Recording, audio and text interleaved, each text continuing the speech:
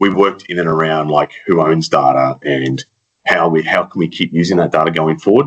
A lot of organizations are generating a lot of data from these projects. You get gigs or terabytes worth of data related to a project, and it's good to kind of use that, whether it's for training AI models or just keeping it for future record. I need a detail that I used on this project, and you go and grab it out of the coffers for that. But a lot of organizations don't actually realize that they don't technically own that data. The client owns that data, and I think that's probably something to really consider is, maybe change your contract a little bit so that you can actually retain that data and use it going forward for your own purposes, rather than having to destroy it as per the contract. But I think that's also something that's a big risk for a lot of organizations, is not necessarily realizing that you can't just keep reusing that same data again and again. You don't actually own it per se.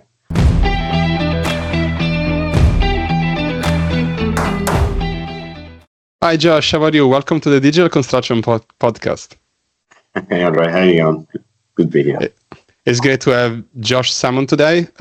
He's a great data leader. I worked with him in the past at Arup, and at the moment he runs his own business. We'll probably mention that during this interview. And today we talk about data. So data is a big topic for the digital transformation, and I'm very excited to have you, Josh, today to talk about data with me. But before we start, I have a couple of icebreakers for you.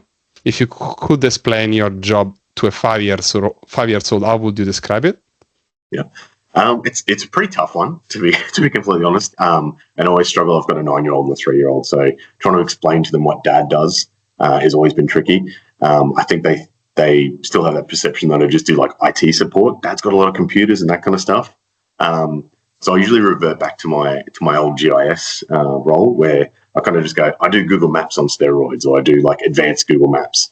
And that seems to get people across the line. So I think if I was to explain it to a 5-year-old, I'd kind of say I do mapping or do Google Maps with some kind of fancy data behind. Yeah, that's great. One of the things I really like to do is to ask people that have a career like you, what's the best piece of advice you've received in your career? Because you have worked at very big firms. You've worked at Arup as a data leader. You worked at Aurecon, and as for many people, like you've transitioned to running your own business in data and data management. But what's the best piece of advice you've received in your career? I've probably received a couple pieces of advice. I think the first one was from my boss. So while I was at Arup for 15 years, and Andy Lewis, my boss there. One time I remember we were setting up for a project, and his comment was, "Just do Josh things," and that was kind of, for me, was like, okay, just be yourself, and everything will fall into place, which was quite a nice one. On the Arup theme, I suppose again was Neil Mumford, and when I was probably putting too much pressure on myself from a work aspect. He had a comment about, Arup's a big old ship, and if you fall off, it's going to take a long time for that to come around to pick you up, or they won't be picking you up, and to focus on family. I think that was also a very kind of key thing, and actually one of the key things that made me drive to starting my own organisation, to be able to focus on family more. And then I suppose finally, my last one would be, it's more of someone I look up to, or someone who's more of a mentor. It was Daniel Meehan. He's a North now, but starting my own business and kind of like trying to figure out what to do and how to kind of pursue things and stuff, and always do like, what would Daniel do? And because he's just like this, relentless kind of like always on the go, always wanting to meet people and do things together with people. And I think that's quite a nice 3, I suppose, pieces of advice or mentoring that I look to. Yeah, this is great, and thanks for sharing this, because I think it's very important. Like sometimes there are these gems or nuggets of gold that people say and can sometimes shape your life and your career, because now you start thinking in a slightly different way. I hope that can be useful for everybody else as well. But thanks for sharing that. Before we start with the questions related to data, can you start? I know that when I was thinking about who is the right person to talk about data, out of all of the people I know, and I know a few people in this industry, and I thought Josh is probably my number one choice for this specific topic. But can you start telling us a little bit about your career journey and what led you to work in construction in the data space? Yeah, so I had an interesting career. I've had a very varied career. I started off long time ago. I won't say when, but you could probably tell by the grey hairs it was a while ago. I started off at a survey firm, worked at a survey firm for a few years when I first left school. Did a little bit of a stint at council and then shifted to Brisbane. So I was in Cairns and I shifted to Brisbane and started working in consultant engineering, where actually the first project in Brisbane is where I met my wife. And then kind of shifted from SMEC, which is when I first came down, into Arup. And I think that's where things really kind of exploded for me from a learning and a careers perspective, is that I was able to come into Airport Link, doing the CAD side, focusing on the busways and things like that. But then I was able to expand out and explore things. So like going back to my survey roots and looking at GIS, and then the mapping aspect came into it, and understanding consultant engineering in the data space. And then that kind of made me move into that data leadership role that you mentioned before as well. So it's kind of it's not one kind of linear, okay, I was a graduate engineer and I've always worked in civil engineering. It's kind of moved around a bit, which is quite a nice, keeps it interesting, I suppose. Yeah, no, it's definitely interesting. And as I always say in this podcast, like, it's interesting to see how different people that participate to this digital transformation come from different angles to then find their own space to contribute it, because there are so many skills that are needed for the digital transformation. It's not just one person or one skill set that can solve the problem for all of us. Yes, yeah, no, exactly right. So, changing gear and talking about data, finally. So we know that data plays a crucial role in the construction industry, and it's a critical asset. But why do you think data is becoming such a critical asset in the construction industry? What's its role?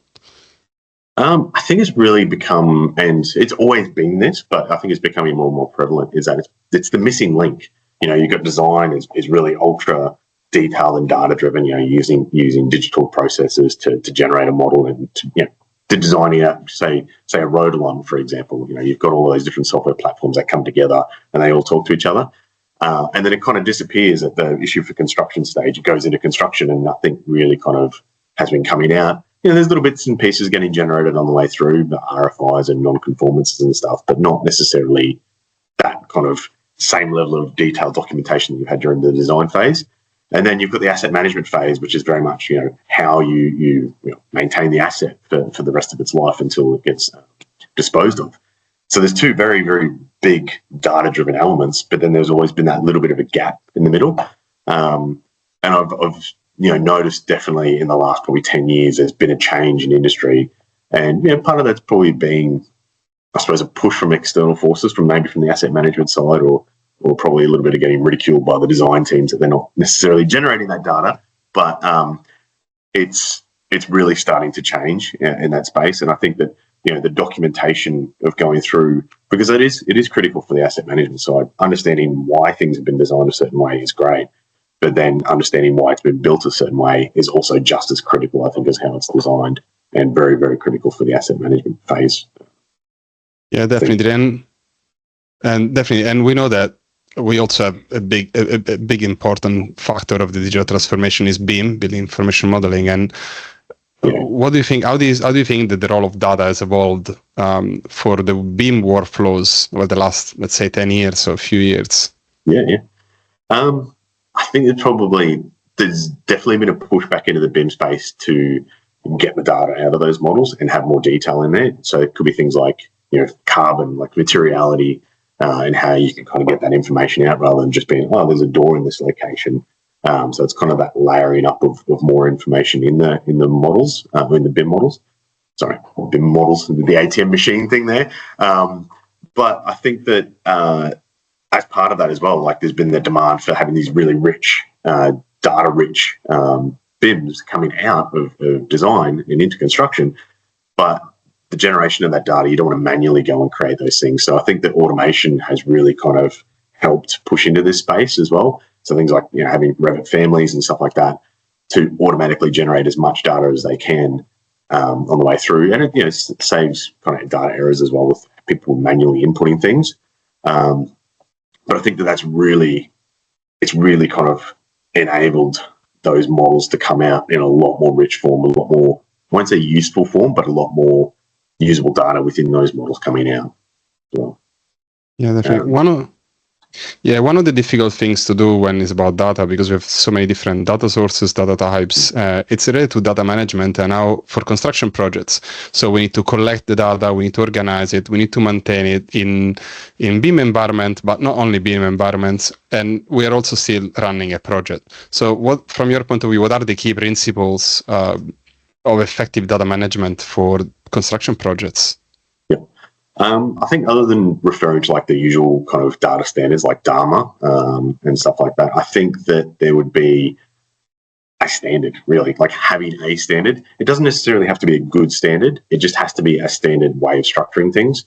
And what that gives you is a basis that you can kind of maneuver from. You know, if you don't know where your data is or you don't know how it's structured, it's really hard to try and move it anywhere or do anything with it.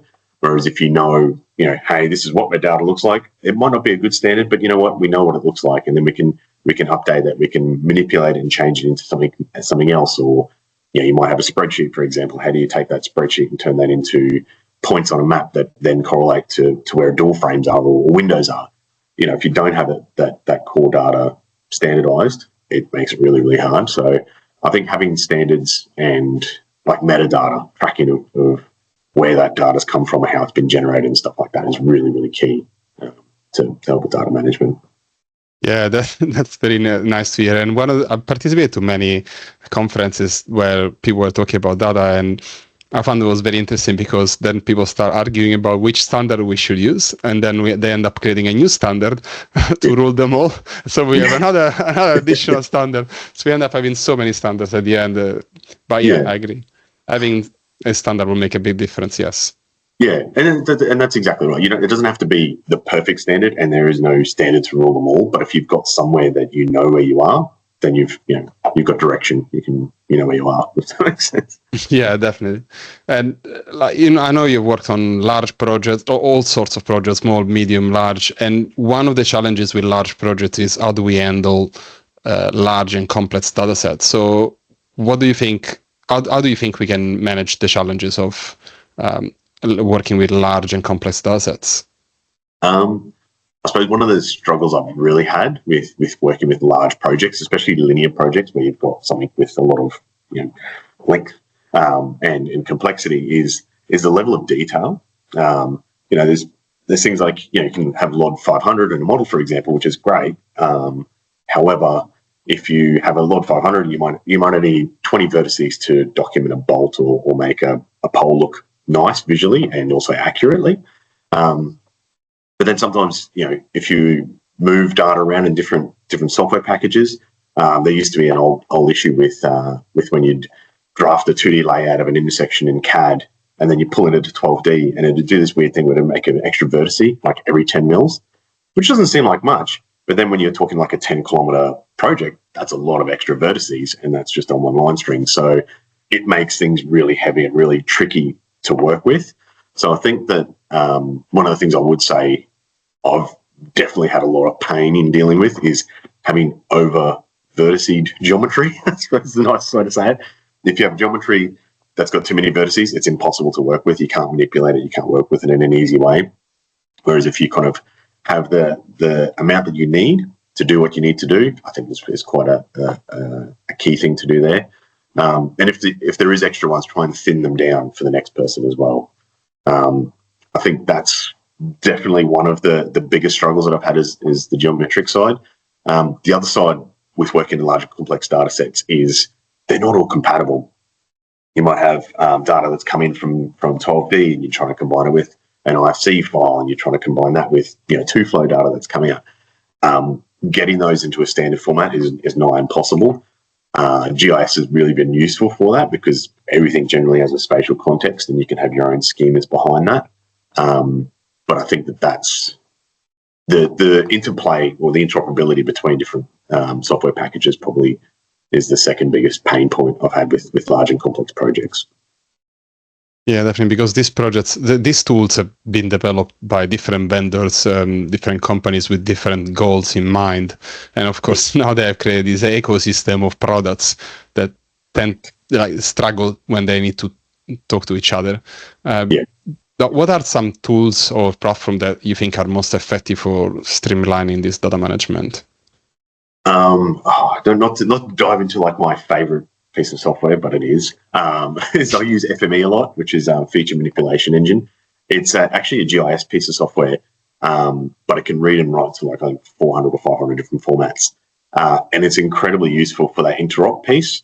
And I'd say I use it definitely use it every day, if not multiple times a day, just to pull data from one space, reformat it, restructure it, or whatever that might be.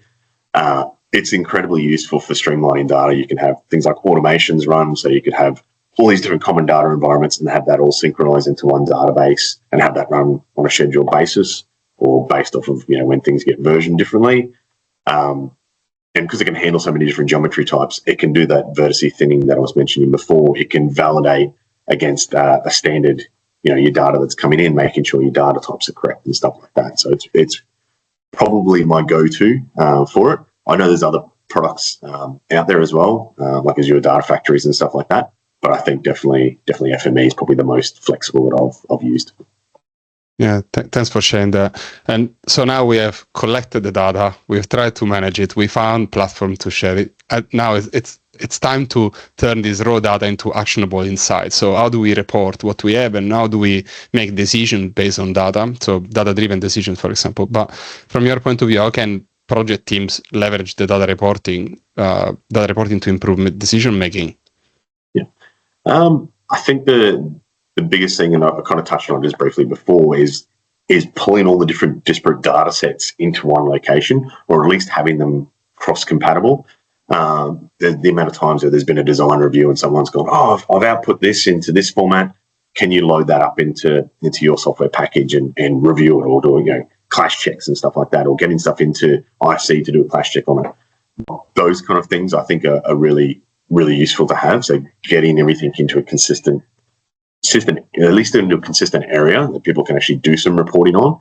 I suppose combining different pieces of software as well. So like using Power BI or something like Esri dashboards and stuff like that to pull all the data together, but then also kind of do the dissection of it and kind of go, okay, well, where's this, or how's the interplay between the constraints that we've got on site to what we've designed, and stuff like that is really, really useful.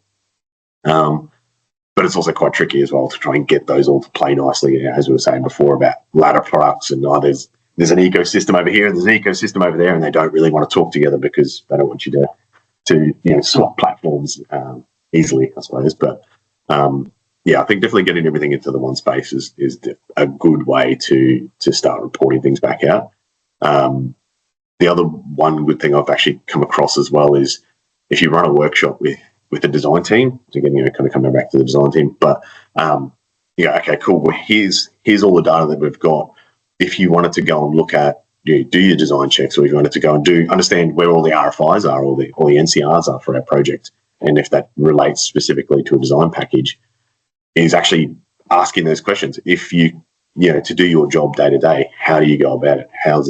What kind of things have you always wanted to know but never actually been able to understand, or whatever it might be? That's always been a very powerful question to kind of sit everyone in a room and go through. Oh, that's great. And I know that you worked on many projects. Hopefully, I'm not asking to reveal any confidential information, but can you share an example where data reporting had an actual direct impact on project success? I did actually. I unfortunately didn't get off the ground, which it really bums me out. It's one of those projects that you just like. It would have been an amazing thing to work on, but was Auckland Light Rail. So working on there was, I'd done some earlier phases in different tranches of work around like the utilities and stuff like that in 2017, and it kind of carried through to more recent time, where I actually worked on the master data management plan, and we were kind of cobbling things together and trying to get as much information as we could have out of all those data models. And someone from the carbon team reached out, and she's like, "Oh, you're getting all this materiality, all this really rich information from the BIM. Can you give me some data back out of that around the volumes and what material it's made out of and stuff like that?" And it really had this. It actually was quite a cool experience, because it's like, it's not only just okay, we want a carbon report what our design is doing and how that's going to carry through construction and et cetera. But it was also like this really kind of cool design tool where you kind of go, okay, cool, we've got we've got our design model. This is how much the carbon is for option A. But if we go to option B, the carbon's going to be an extra 200 million tons, or 200 million tons, 200 tons, because we've made the tunnel longer, or we've shifted the portal, or whatever that might be. And that was kind of a direct correlation to we've moved this, changed this. Here's the impacts of that. And I think that really had a big. For me, it was nice to see something that seems so simple for me in the back end. I'm just grabbing data from here and I'm putting it into a database, to actually see the impacts that would have on the design team, so they can understand why this doing this is having such a big impact on carbon of all things. So yeah, thanks for sharing that. One of the key concerns that we have when we talk about data is, of course, information security. We see that all the time. Big companies get hacked by hackers all around the world, and data is stolen. It's a disaster when that happens. There is reputational damage. There is data loss. It's bad for the users that now their data is being compromised. So we really want to protect sensitive data when it comes down to construction data, and we want to ensure cybersecurity. But from your point of view, what are the biggest information security risks for the construction industry? Yeah, it's an interesting one, and it really depends on the scale of the project. I mean, resi projects like building a house and stuff like that, probably not as big of an issue as it is for like massive linear projects. I know there is the SOCI Act, so the security. Security of critical information, I think it is, or something like it. It's all critical infrastructure. Sorry, I'll probably butcher that. I'm going to get pings for that. But if you're doing resi project, it's less of an issue than it is on, say, if you're building something for copper string or something like that, massive transmission, electrical grid, water treatment plants, those kind of things. I would say my rule of thumb would be do the zero trust approach, which is very much a cybersecurity's kind of rule of thumb, I suppose. You just do that, zero trust at the first get-go, and then add access as people need it. Do you actually need that to do your job? Yes, then we can give you access to that. I think that's probably the biggest risk.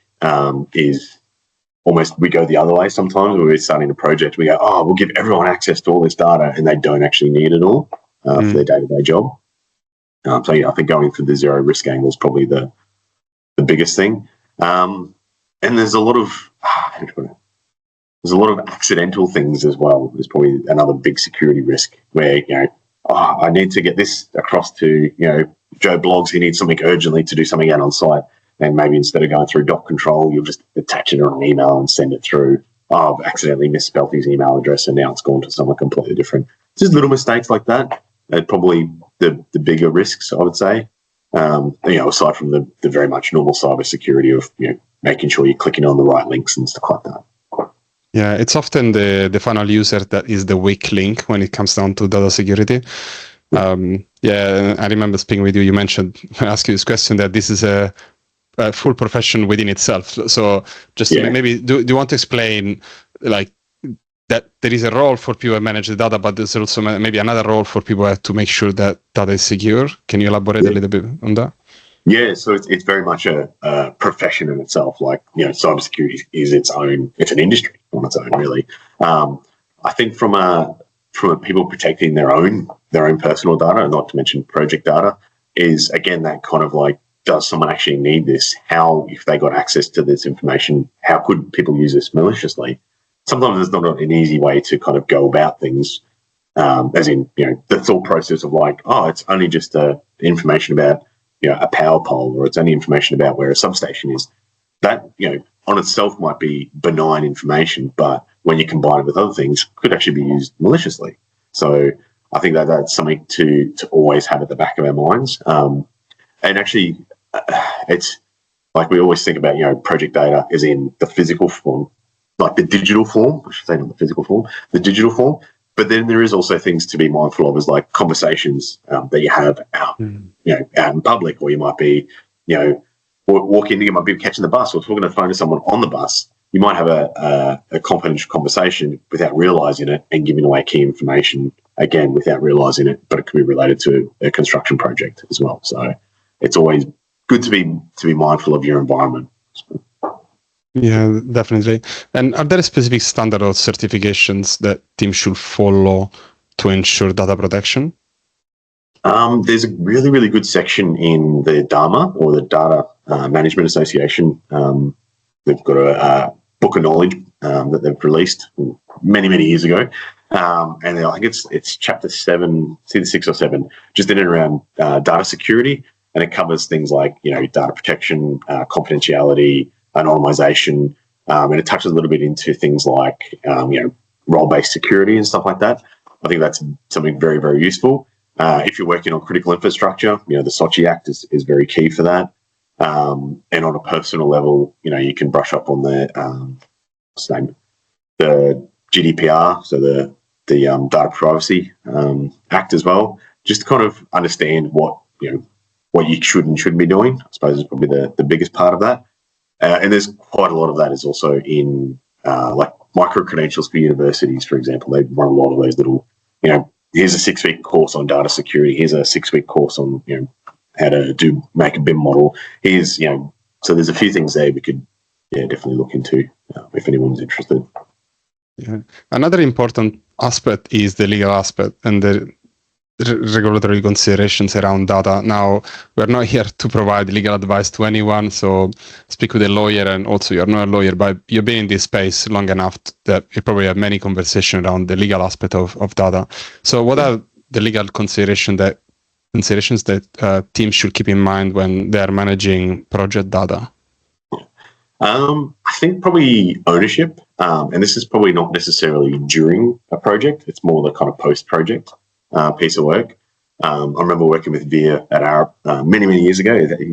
He's off now doing his own thing as well. But we worked in and around like who owns data and how can we keep using that data going forward. A lot of organisations are generating a lot of data from these projects. You get gigs or terabytes worth of data related to a project, and it's good to kind of use that, whether it's for training AI models or just keeping it for future record. I need a detail that I used on this project, and you go and grab it out of the coffers for that.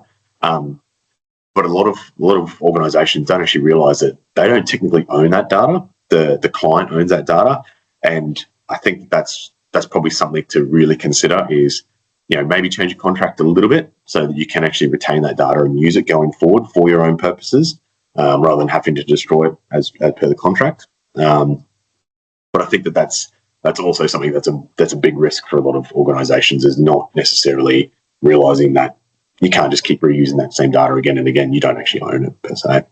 Another one would be, I suppose, it's a huge risk, but where your data lives as well. So, at the moment, everyone's shifting to the cloud. That's probably more of a COVID push, but everyone's putting stuff in the cloud. It's like, that's great. But where in the cloud does that live? Is it in Australia? Can I specify where in the cloud that lives in Australia? There's many years ago, we were working around, doing some stuff in the US and having some servers based in the US, but having Canadian projects hosted on it. But the Homeland Security Act in the US means that they can effectively skim through your data to make sure that you're not, capturing anything malicious or anything like that, or any threats to national security.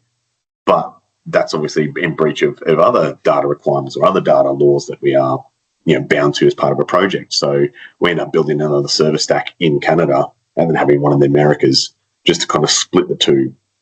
So I think that's also a very key thing to be mindful of, is where is your data residing?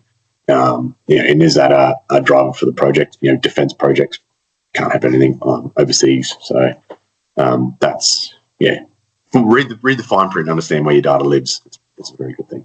Yeah, data residency is a big topic, and if you notice, sometimes when you start using a tool, you find that the free version of that tool doesn't let you choose where the data is stored.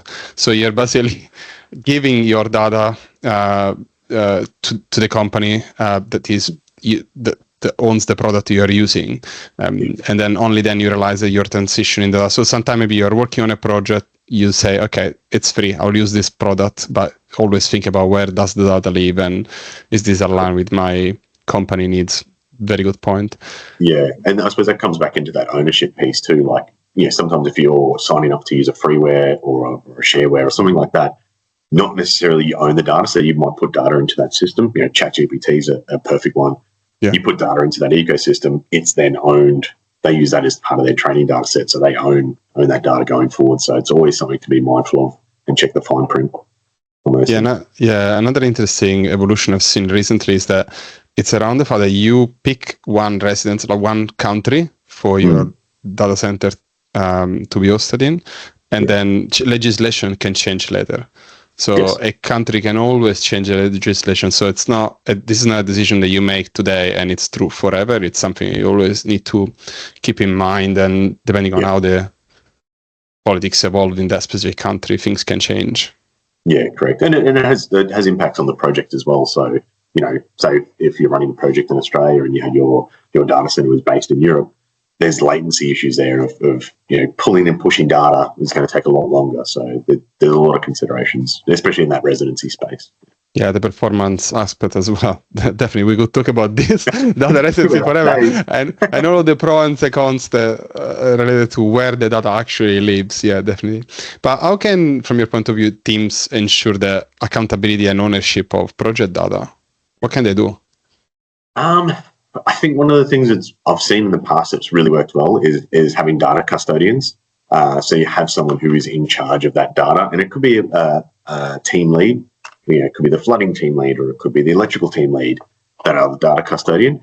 Although sometimes it doesn't need necessarily be that team lead, but you have someone who has ownership over the data, has that kind of, I suppose they parent, for much of a better term, they become the parent of that data, and they make sure it's accurate, it's always as complete as possible, and having that is a really, really powerful role, because that means that you've got not only you've got someone who kind of takes care of it and someone who's actually passionate about it and a little bit defensive of it and make sure that it's getting used correctly. But that means that they're working with others as well in that similar role and kind of going, oh, well, hey, what data have you got? Oh, I've got this data that's really good. Okay, let's share. And they might also share knowledge as well. So around different approaches to processing, for example. I think that custodian kind of environment is really, really, really useful. And even mapping out, that kind of ties back into the security aspect, is having a custodian and then understanding who's the users of all your data as well, because then that'll help you set your permissions and understanding how they're using that. And then you might go, oh, actually, we need to capture extra data so that, Joe from accounts can pull this in, or someone from the carbon team so they can have stuff. I might add an extra column in, and that really will help grow out the data sets quite rapidly. Yeah, for sure. And we know that data management, it's not an easy task. There are so many aspects, as we were talking about this a second ago, the residency, the type of data you capture, like the fact that the legislation can change. So there is lots going on, but I want to focus on the challenges related to data management, and so we can help people avoid most of the common mistakes. But from your point of view, what are the most common mistakes that you've seen projects team makes with data management? I think there's a couple. Oh, there's a lot, really. There's a lot. I could talk for days just on that, really. No, I think one of the things that gets done a lot of is collecting absolutely everything, like just stockpile stuff. There's obviously storage implications of that, and it's not necessarily a good way of running things. Why are you collecting drainage information or electrical information in a civil model when there's a separate model specifically for that? Like, there needs to be a kind of a calculated approach to that, and that comes back to that custodian piece of like, oh, you're owning this data. Okay, well, I don't need to have that in my models, etc. Which is really helpful. I think the other really, really big thing, and I've had a horrific experience with it in the past, is data lineage. So understanding where the data come from. So having that metadata, so the data about data. So how was it created? What software did they use? What accuracy is the data they put into it? And what date was it created? Really, really simple things like that. Mapping projections, all of the above. That is something that's not always collected. And I worked on a project where we'd missed collecting or documenting our data lineage for the whole length of the project, and then it got to design delivery. And then, okay, cool, here's the data. Oh, but there's no data lineage or no metadata attached to all this data we've got. And we had to unfortunately get someone to sit and manually input all of that for a couple of months, retrospectively, because without having that information about where the data was created or how it was created, there's no trust. You can't use that data and go, oh yeah, now I've analysed and this is all the properties that you're impacting, or we've analysed this and this is all of the I don't know, there might be a chiller unit that's got an issue and here's all the chillers that are associated that are going to have a similar issue. You don't know because that data's got no trust associated to it. You don't know whether someone's accidentally copied and pasted it or how it's been generated. So I think the metadata and data lineage is a very key thing that gets missed, and it's actually quite a critical piece. Yeah, one of the key challenges that in general we have in the construction industry, this is not just related to the digital aspect, but in general is the speed and the fact that there is deadlines. We need to meet specific deadlines. It's non-negotiable. Other industries are a lot more flexible, but construction industry is not very flexible when it comes down to deadlines. So at the same time, we want to make sure that the data we collect is accurate, everything has been done properly. So from your point of view, how can we balance this need for accuracy with the pressure of a fast-paced project timeline? Yeah, it's a genuine struggle. It's almost that kind of slow down to speed up, if that makes sense. So, as we talked about before, like that geometric accuracy as well, if you're not pulling as much geometry through or as many vertices through, that can also help with getting things running a bit quicker or getting things out quicker. I think speaking back to that Revit families aspect as well, like having things set up to be auto-generated as much as possible, that's really, really key. Having things that, you can just drop in and it's like, okay, cool. All the materiality, all of the, sub-elements of that are all generated automatically will really, really help with getting things, getting things generated quickly. I think the probably one of the big things is tooling. So building a tool, as daft as it sounds sometimes, going, I've created a tool that does this validation or this very bespoke and specific thing. Having that validation and having that error trapping has massive ramifications, especially when you're trying to turn things around quickly, that you can just go, okay, cool, I'll throw it into the script and then I'll know what's wrong with it or what I need to change. I think that's really, really a really key one. But yeah, I think there's definitely a level of sometimes we need to slow down to speed up. As backwards as that sounds, slowing down and making sure that we're following all our processes and procedures as much as possible. Yeah, definitely, for sure.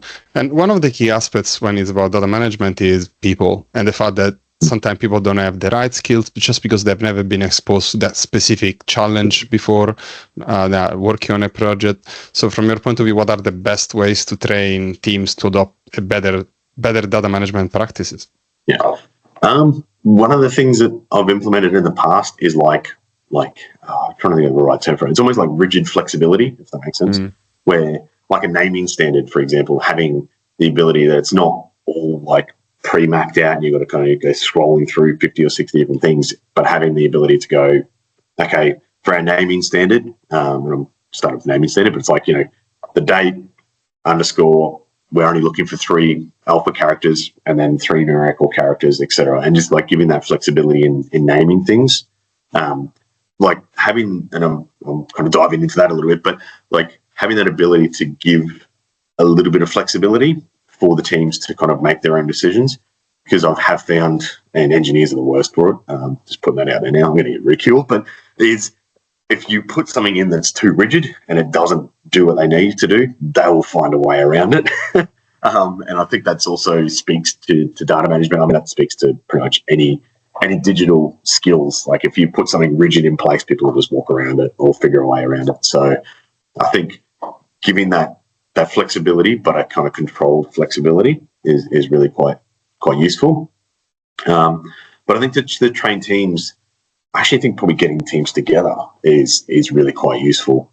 So, having the designers involved with talking to the asset management team, who might be the end custodian or the end steward of that asset that's getting built, is really quite useful, because from a data management perspective, you got the asset team going, hey, you know what would be really cool? It'd be awesome to understand if how the paint was applied when they built this. There's a standard that they did it, but why did they do this one pole slightly different? That kind of conversation of like how, RFIs or NCRs or stuff like that are captured and carried through, could bear a lot of fruit. So I think that there's Yeah, I've kind of meandered a little bit there, but there's quite a few different ways that you could probably have that better data management practices on projects, and yeah, you kind of can't start with pulling people together and allowing people to do their job without too many restrictions, guardrails. Yeah, we're close to the end, but I'm very, very keen to speak with you about the future trends in data. Now, we know it's very hard to predict the future, but you've been in this space long enough that you may have learned from the past, and maybe you have some visions or ideas of where this industry is going. So where do you see, from your point of view, data management evolving over the next, let's say, 5 to 10 years? So how far you can go, Vasily? Yeah, oh god. I mean, obviously AI and machine learning are kind of at the forefront of a lot of that.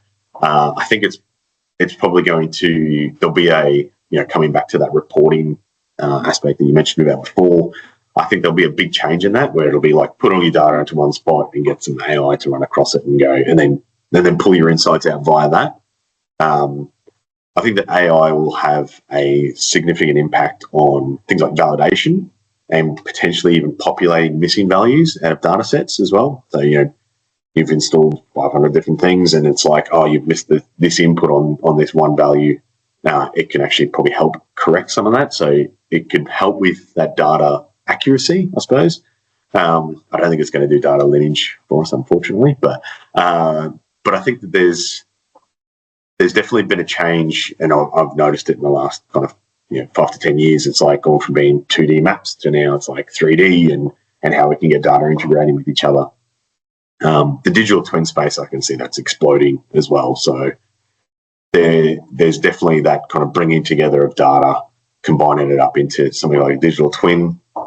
And the holy grail for me would be having a digital twin with AI across the top of it and going, hey, I've got an issue with a tap of this type for a building, and it goes, hey, here's the 5 floors that have got that same tap installed.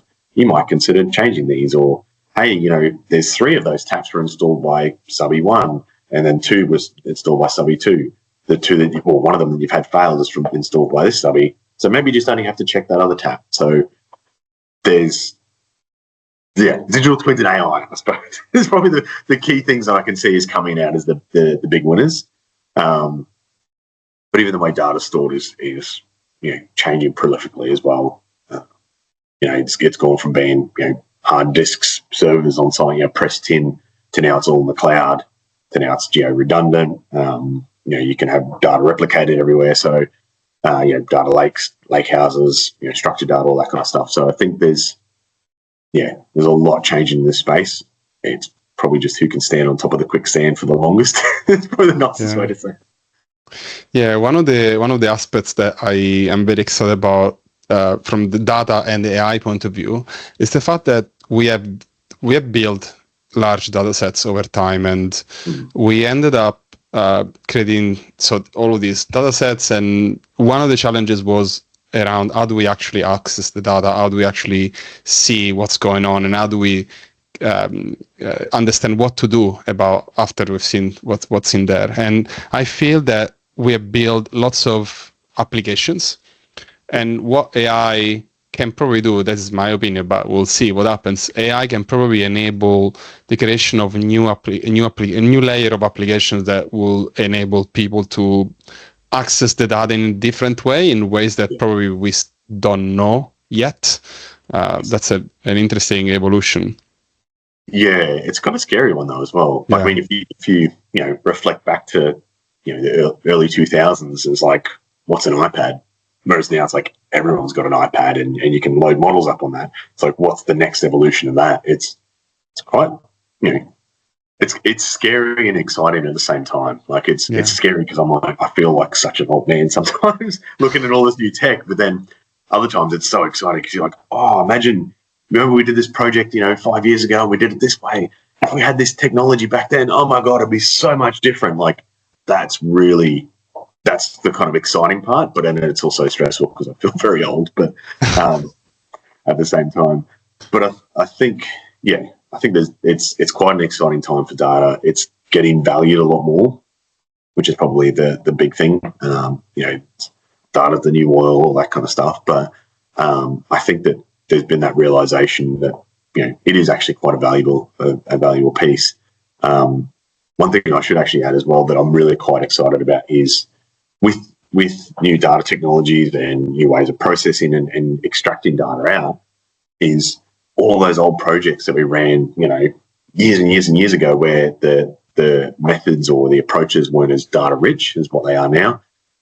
Can we go back in time and grab those back out and now pull them into, can we generate a digital twin off of the last 30 years of data, that we've got? Or, for like main roads, for example, you look at all the road plans that they've had over the last, 100 years or whatever. Can you pull those out and get an understanding of how defects are becoming a thing because of how the pavement's been created or whatever that might be?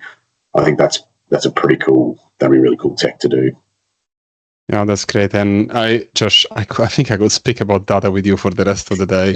It's so exciting. Thank you very much for making the time to speak to me today. We are at the end of the episode. So if people want to reach out to you, where can they find you? I know you're also running your own business. If you want to tell us a little bit more about that. Yeah. So I mean, as I kind of alluded to at the start, is start my own little business. If you want to reach out, I'm on LinkedIn. We have a website, but it's not ultra detailed. But kind of, I suppose, started my own little business to go around and keep working with a lot of people that I've worked with before, and kind of do more of that exciting stuff that I used to really love doing when I was at Arup or Aurecon. So I'm keen to work with anyone who's got some kind of interesting data issues. Yeah. Thank you very much, Josh. Thanks. Thank you. Thanks, mate.